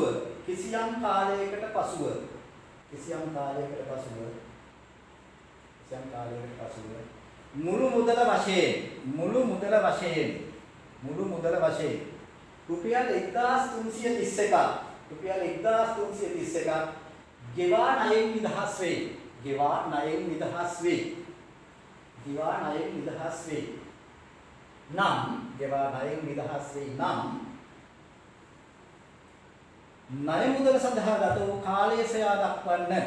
ණය මුදල සඳහා ගත වූ කාලය සොයා දක්වන්න. දැන් බලන්න ළමයි තනි වාක්‍යයයි මම ගාන දුන්නා දත්තයන්ෙත් නෑ. දැන් ඔයගොල්ලෝ දක්ෂයි කියලා තමන් කියන තක්සේරුවක් තියාගෙන ඉන්න ළමයි. අර ඒ සාමාන්‍යයක් දැනටම හිතේ තියාගෙන ඉන්න ළමයි. ඔසස් වල මැත්ස් කරනවා කියලා හිතාගෙන ඉන්න ළමයි. යටි අය ඒ වීඩියෝ එක ඕෆ් කරලා දැන් තනියෙන් බලන්න ඔයගොල්ලෝ මේ වෙනකොට වැල්පොලි එහෙම කරලා තියෙනවා නම් ඔයාලා උත්සාහ කරලා බලන්න.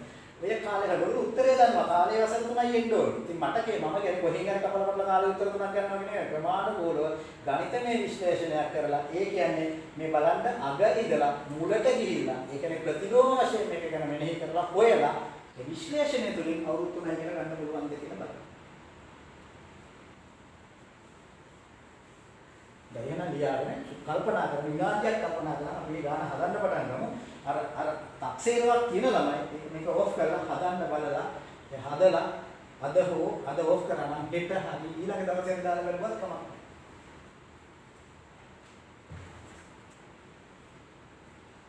හොඳයි දැන් එහෙනම් අපි මේ ගැටලුව විසඳන්න බලමු. මෙන්න බලන්න විසඳන්න ක්‍රමය. ඔක විසඳන්න ගියාම සාමාන්‍යයෙන් විසඳන්න ගියොත් ඔබ අභියෝගයක් විසඳන හැටි.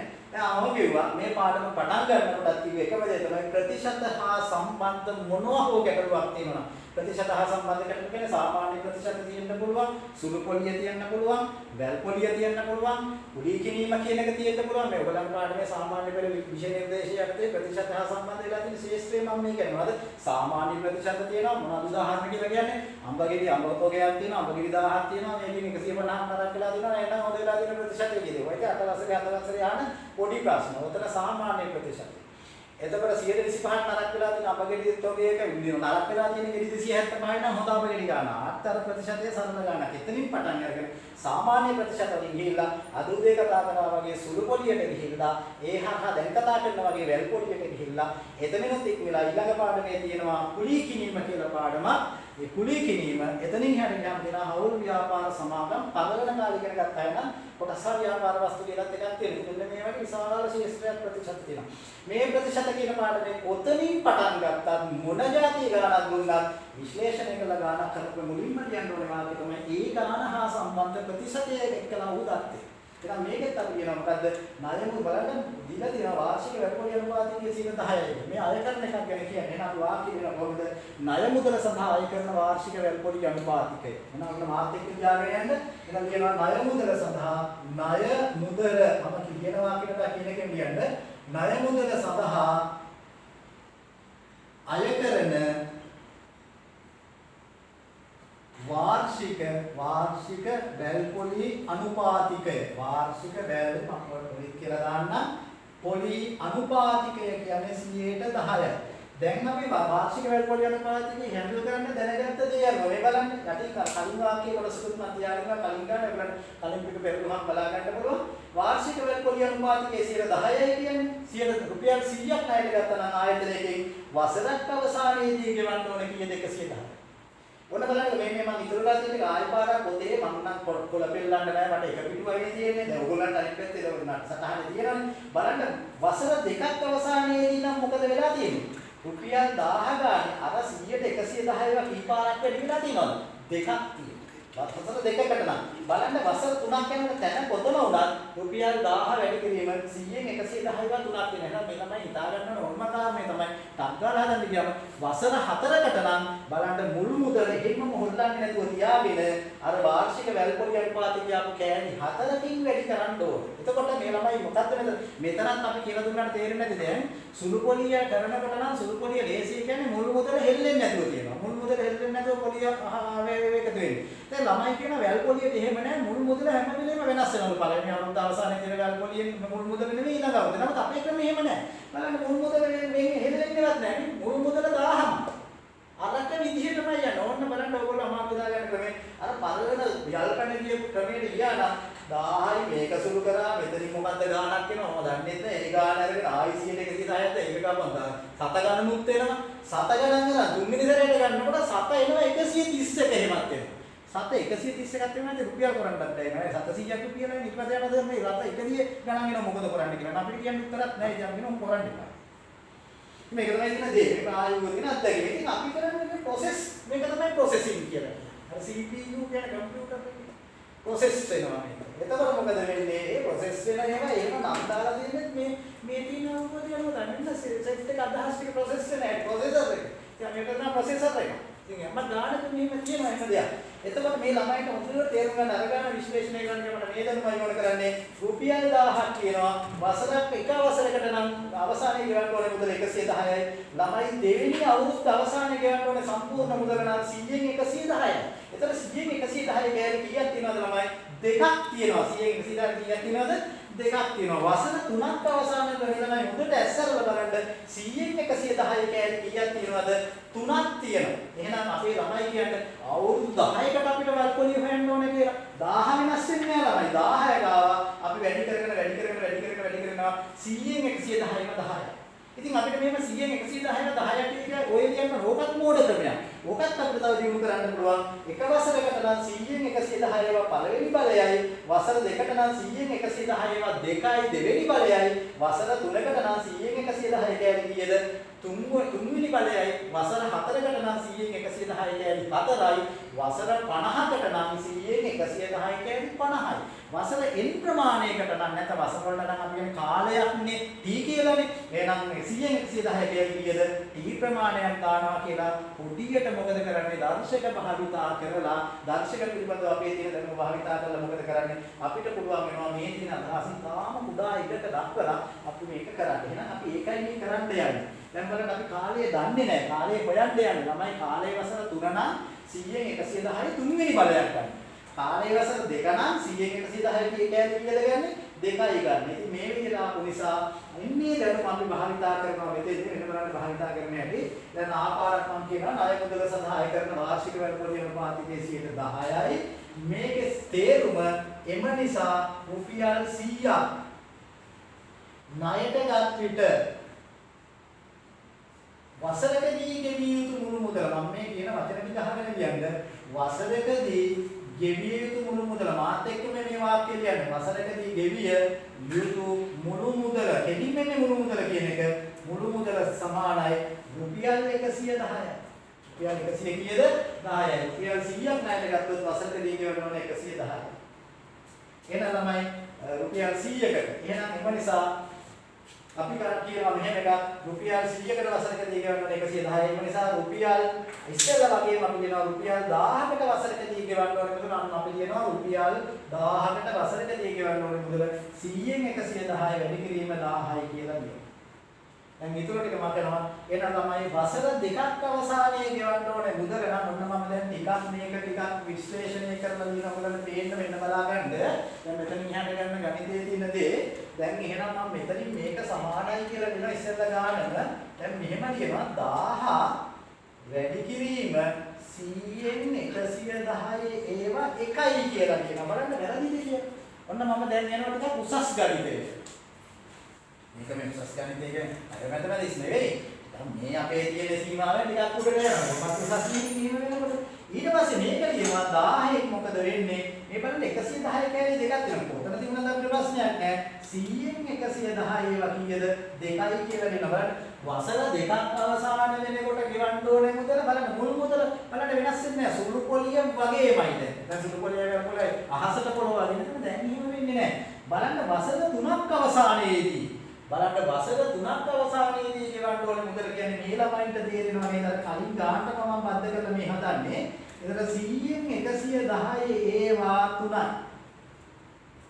ඔකයි සිද්ධ වෙන්නේ. නේද? දැන් ඉතින් අපි දන්නවද මේ ණය මුදල සඳහා ගත වෙච්ච කාලය කොච්චරයි කියලා දන්නේ නැහැ වසර කීයද කියලා. ඉතින් කාලය අපි ඕනනම් වසර n කියලා හිතමු.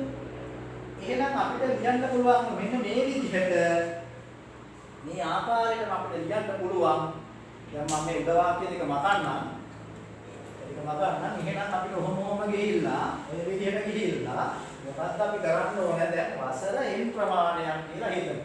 දැන් බලන්න වසර එකයි මම කිව්වේ සාමාන්‍යයෙන් වඩා දක්ෂ ළමයෙක් තමයි මේක පොඩ්ඩක් ෆෝන් එක ඔෆ් කරන්න ඔය අපේ කම්පියුටර් එකකට එහෙම සම්බන්ධ වෙලා නම් මේක කරන්නේ ඒකත් ඔෆ් කරලා අද දවසේ බලන්න ඊට පස්සේ තව දවසක් බලන්න යාළුවොත් එක්ක කතා කරන්න තවත් ඒ සමාර්ථ ගන්නවා කියලා නැත් එහෙම ඉන්නවා මචං මෙහෙම ගහනක් එහෙම කියලා කතා කරනවා නේ කතා කරලා බැලුවත් කමන්නේ කතා කරලා බලන්න හදන්න බලන්න. ඉතින් එහෙම හැදුවාම මේ අර කියන පොඩ්ඩක් වැඩි දුරට මේ දැනුම දැනගත්තා අපි විභාග කරන ප්‍රමාණය ලේසියෙන්ම හදන්න පුළුවන්. ඉතින් වසර 3කට නම් 1000 වැඩි කිරීම මම බලහනත් ඒ නිසා වැඩි කිරීම දැන්නේ නැහැ. දැන් 110 3යි කියලා කියන්න පුළුවන්. එහෙනම් අපි දන්නේ නැහැනේ වසර ගාන කොච්චරද කියලා. ඉතින් වසර ගාන එහෙනම් අපි මේ වසර ගාන දන්නේ නැති නිසා මේ විදිහම කියනවා. එම නිසා වසර n අවසානයේ පොඩ්ඩක් බෝඩ් එක පල්ලෙහාට තිබුණා නම් ඒකත් එතන ලියන්න තිබුණා. වසර n අවසානයේ ණයෙන් නිදහස් වීමට ගෙවිය යුතු මුළු මුදල ණයෙන් නිදහස් වීමට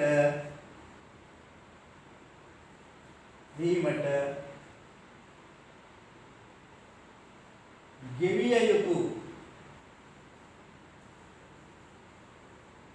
මුළු මුදල ඔන්න බලන්න ළමයි එහෙනම් කොහොමද දැන් අරලිය මුලින්ම හැටියට දැන් ලියනවා 1000 බලන්න ඒ මුදල වෙනස් වුණේම නෑ 1000න් 100න් 110 ඒවා n කියලා කියනවා. ඔන්න බලන්න ළමයි වසර n ප්‍රමාණයක් අපි දන්නේ නැහැ ණය මුදල කොච්චර කාලයක් ගත වුණාද කියලා. ණය මුදල මෙයා නඩව තබාගත්ත කාලේ වසර n කියලා අපි හිතමු. එහෙනම් ඒ වසර n වෙනකොට ණයෙන් නිදහස් වෙන්න ගෙවන්න ඕන මුදල කීයද? 1000 වැඩි කිරීම 100න් 110 n ප්‍රමාණයක් කියලා කියනවා. නමුත් මේ ගැටලුවේ අපිට දීලා තියෙන එක තත්ත්වයක් හැටියට මොකද්ද? මේ මුදල මෙයා ගෙව්වේ කොච්චර කාලයක් ගිහිල්ලා අපිට කිව්වේ කොහොමද ගන්න කිව්වේ නැවත තබා ගන්න. දැන් මේක මම ගන්න අපිට ඒක මම හිතන්නේ සතහන් කරගෙන ඇති මේ කියන දේ මාත් එක්කම ලියාගෙන යනකොට සතහන් කරගෙන ඇති හැම වෙලේම සතහන් කරගන්නවා කියලා දෙන්නම්. ඊළඟ මේ කරන්නේ සාමාන්‍ය පන්තියක ක්‍රමය. හොඳ ඒ විදිහටයි තමයි අපි මේක යන්න ඕනේ. එතකොට දැන් බලන්න වසර අපි ගාන ගැටලුව කොහොමද කියන්නේ? ඔබ ලියාගෙන ඔයගොල්ලෝ ලියාගත්ත ගානයි බලන්න. ලියාගත්ත ගානේ තියෙන මෙන්න මෙහෙමයි. වාර්ෂික වැල්කොඩි අනුපාතයේ 10% වෙන ණය දෙන ස්ථානයකින් රුපියල් 1000ක් ණයට ගත් තැනැත්තෙකු කිසියම් කාලයක් අවසානයේදී මුළු මුදල වශයෙන් කොච්චර රුපියල් 1331ක් ගෙව්වා කියලා තියෙනවා. එහෙනම් මොකක්ද මේ අවසාන වාක්‍ය බලන්න මුළු මුදල වශයෙන් රුපියල් 1331ක් ගෙව්වා කියලා තියෙනවා. දැන් බලන්න මේ මෙතන ලියවිලා තියෙන වාක්‍යය මොකක්ද? වසර n අපි දන්නේ නැහැ කොච්චර කාලෙද අවසානයේ 9 ගෙවලා තියෙන මුළු මුදල කීයද? මෙන්න මේක. මේක තමයි ගෙවන්න ඕනේ කොච්චර කාලයක්. ඒකේ සමානයි කියලා කියන 1331 නෑ ගෙව්වේ මෙන්න මේ මෙතන ගාන ගෙව්වේ 1331 එහෙනම් ඊයේ දක්වනවා මෙන්න මේක සමාන වෙනව කාටද මෙන්න මේ දිනාගේ එහෙනම් අපි ආන් එතනින් උත්තරේ ගන්න නිසා හොඳට බලන්න මේ කියන කතාව දැන් එහෙනම් කොහොමද වෙන්නේ එහෙනම් එම නිසා දීයති දත්ත අනුව බලන්න ගැටලුවක් හදනකොට එයාලපොඩිය කිව්වහම කොහොම යන්න ඕනේ එහෙනම් එම නිසා දීයති දත්ත අනුව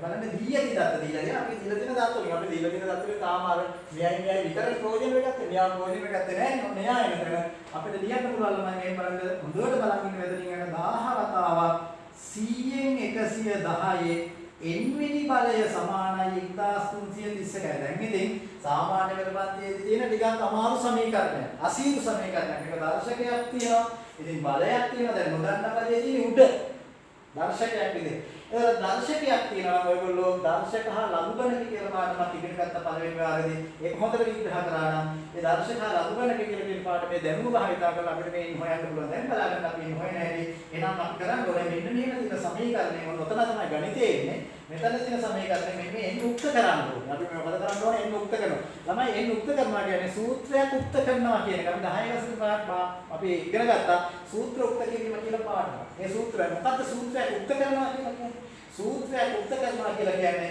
අපිට අවශ්‍ය විචල්‍යයන්ගේ ඍජුවම ලැබෙන පරිදි අනිකුත් අගයන්ගේ කරන ලබන ප්‍රතිසංවිධානය කිරීම කියලා කියනවා. මෙහෙම ඔයාලා මේ පරිදි අහන්නම සූත්‍රයක් උක්ත කිරීම වල අර්ථ දැක්වීමක් දෙන්න කියලා. ඒවා දේවල් අහන්නේ නැහැ. හැබැයි ඉගෙන ගැනීම දැන් දැනගන්න ඕනේ. සූත්‍රයක් උක්ත කරනවා කියන්නේ අපිට අවශ්‍ය විචල්‍යයේ අගය ඍජුවම ලබා දෙන පරිදි අනිකුත් විචල්‍යයන්ගේ කරන සිදු කරන ලබන ප්‍රතිසංවිධානය කිරීම මේ ප්‍රතිසංවිධානය කරනවා කියන්නේ රීઓર્ගනයිසේෂන්. ඕගනයිසේෂන් එකක් කියලා කියන්නේ සංවිධානයක් කියලා කියන එක. රීઓර්ගනයිසේෂන්, රීඅරේන්ජ්මන්ට්, රීකරෙක්ෂන් ඔය වල අධ්‍යාපනයේ මහාවිතා වෙන දේවල්. රීඅරේන්ජ්මන්ට් එකක් කියලා කියනවා නැවත වතාවක් සකස් කරනවා. රීකරෙක්ෂන් එකක් කියනවා නැවත වතාවක් හරියට බලනවා කරෙක්ෂන් කරනවා කියලා කියන විභාගයේ තියෙන ප්‍රතිඵල ආවම කැමැත්තක් නැති වුණාම ප්‍රතිඵලයේ Tamanට තීරණය කරගන්න බැරි වුණාම වික්ෂිප්ත භාගයටපත් වුණාම අපි කරන්නේ මොකද්ද රීකරෙක්ෂන්. අර రీ කියන්නේ ඒක දැන් මේ වගේ කියනවා රීઓර්ගනයිසේෂන් එකක් නැවත ප්‍රතිසංවිධානය කරනවා. එහෙනම් අපි මේ එන්වලා කියලා වෙන විදිහට මේකේ තියෙන දත්ත ටික ප්‍රතිසංවිධානය කරන්න ඕනේ නුක්ත කරන්න ඕනේ. එහෙනම් කරන්න හැටි බලමු. ඒක කරන්නේ මොකද්ද? සමීකරණය නුක්ත කරනකොට මේ එන්න දාන්න වෙලා තියෙන පදයට ඈතින්ම බැඳිලා තියෙන පද ටික ගලවලා සමීකරණයෙන් එහා පැත්තට ගෙන සම්බන්ධ කරන්න ඕනේ. සම්බන්ධ කරන නීතිය මොකද? සමයේ සමාන ලකුණෙන් එක පැත්තට යම්කිසි ගණිත කර්මයක් ඉදලා තියෙනවා නම් ගලවලා එහා පැත්තට ගෙන ඒ ගණිත කර්මය ප්‍රතිවිරුද්ධ කරන්න ඕනේ. කියන්නේ මේ පැත්තේ වැඩි කිරීමක් තියෙනවා නම් සමාන නම් කුණ ලකුණෙන් එහා පැත්තට ගෙන මොකද කරන්න ඕනේ? බෙදීම කරන්න ඕනේ. මේ පැත්තේ බෙදීම තියෙනවා නම් එහා පැත්තට වැඩි කිරීම කරන්න ඕනේ. එකතු කිරීම අඩු කිරීම අඩු කිරීම එකතු කිරීම.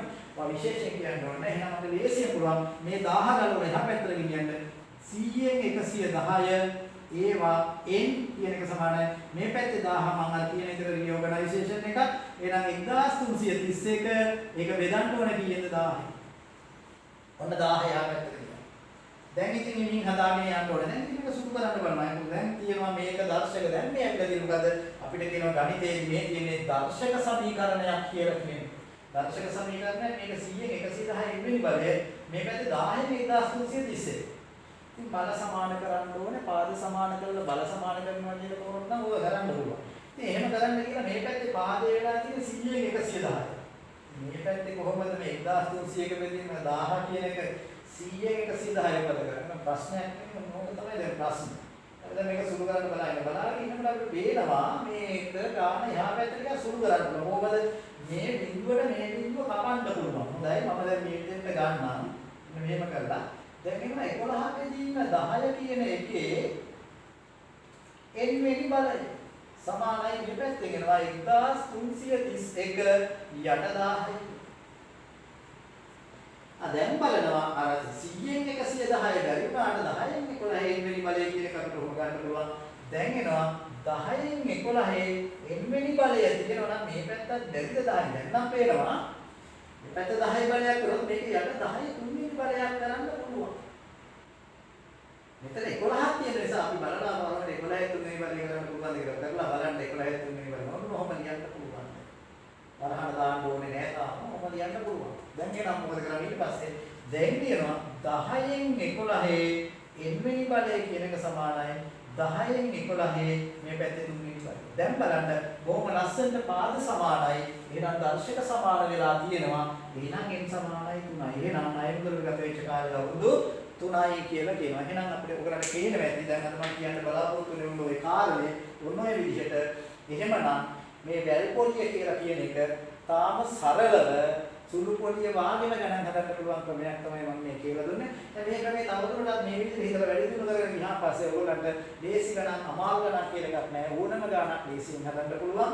එහෙම අමාරු ගණන් ලේසි ගණන් කියලා වෙන් වෙන්නේ නැහැ. ඔය අමාරු ගණන් ලේසි ගණන් සහ මධ්‍යස්ථ ගණන් කියලා ගණන් වර්ග කොටස් තුනකට දාන්න පුළුවන් වෙන්නේ දුර්වලකම පාවිච්චි කරලා ගණන් හදන්න ගියාම. වගන් තිරියන්නේ නැතුව ගණන් හදනවා. එතකොට ගාන විශ්ලේෂණය කරගන්න බෑ. මොකද හේතුව ඔයගොල්ලෝ ඉඳන්ලා කවදාකවත් මේ සමාන මේ පැත්තේ වාක්‍ය තියෙනවා මේ පැත්තේ ගණිත කර්ම තියෙනවා මේ පැත්ත මෙන්න මේ ගණිත කර්ම තියෙන ඒ කියන්නේ අපි ගාන පැත්තට හැරුණාම අපි බෝඩ් එක පැත්තට නම් අපි දකුණු අත පැත්තේ නෙවෙයි වැදගත් දේවල් ටික තියෙන සමාන ලකුණු වම් අත පැත්තේ ලියන මව් භාෂාවෙන් ලියන වාක්‍ය තමයි මව් භාෂාවෙන් ලියන වාක්‍ය තමයි මොලේ ඒකෙන් තමයි මොලේ හිතන්නේ ඒකෙන් හිතුවට පස්සේ මේ පැත්තේ වෙන්නේ මොකද්ද අර හිතන එකට අනුව මේ පැත්තේ තියෙන සංකේත සංකල්ප ටික වෙනස් වෙනවා. වෙනස් වෙන්න ඕන එක ප්‍රධාන දේ තියෙන්නේ වාක්‍යයෙන් වම් අත පැත්තේ.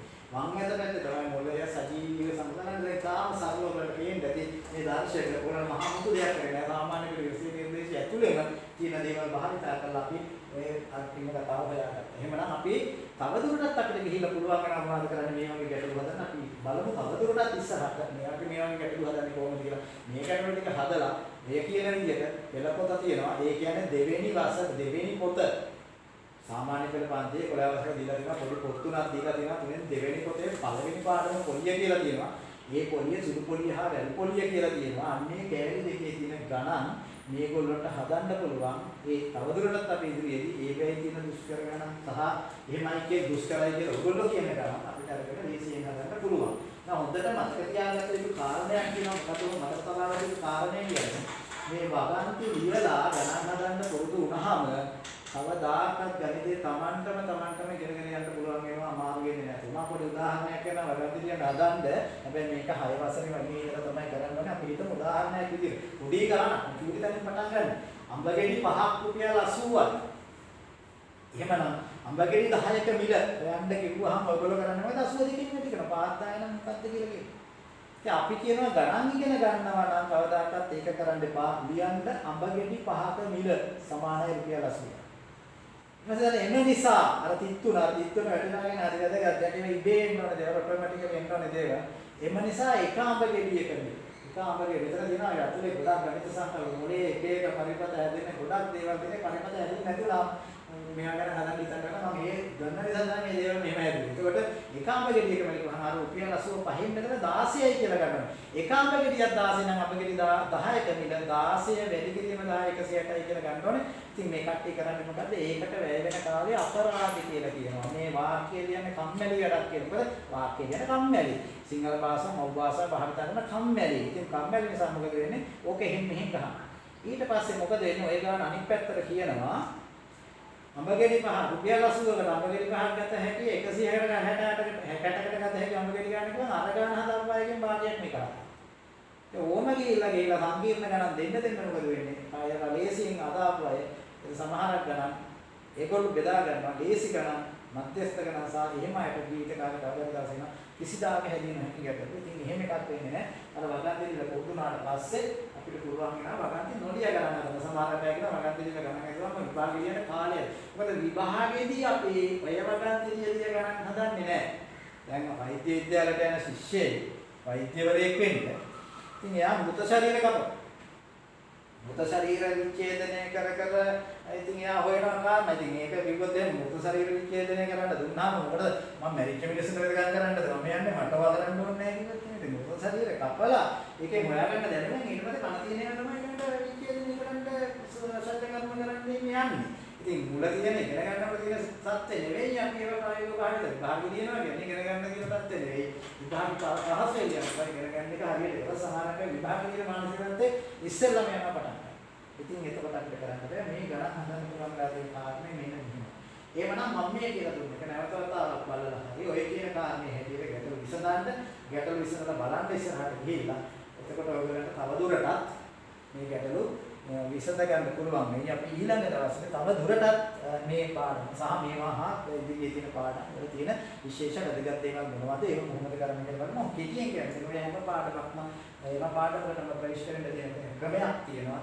ඉතින් රටේ පවතින ඒ ක්‍රමයක් අනුගමනය කරන්න ඕනේ විදිහක් තියෙන. ඒ ක්‍රමයට ගෙනුවට පස්සේ ලස්සන ගණන් කරන්න පුළුවන්. වැදගත් ගණන් කරන්න පුළුවන්. තමන්ට බයක් නැතුව විභාගය කියන්න පුළුවන්. ඒ වගේම විභාගයේ තියන්න ඕනෙත් නෑ. තමන් අපේක්ෂා කරන ප්‍රතිඵලෙ විභාගයෙන් ඉස්සර අපේක්ෂා කරන ප්‍රතිඵල විභාගයෙන් පස්සේ තීවිදියම ලබා ගන්න පුළුවන් සැකයක් ඇති වෙන්නේ නැහැ. හරිකම භාවිතා කරන්න ඕනේ.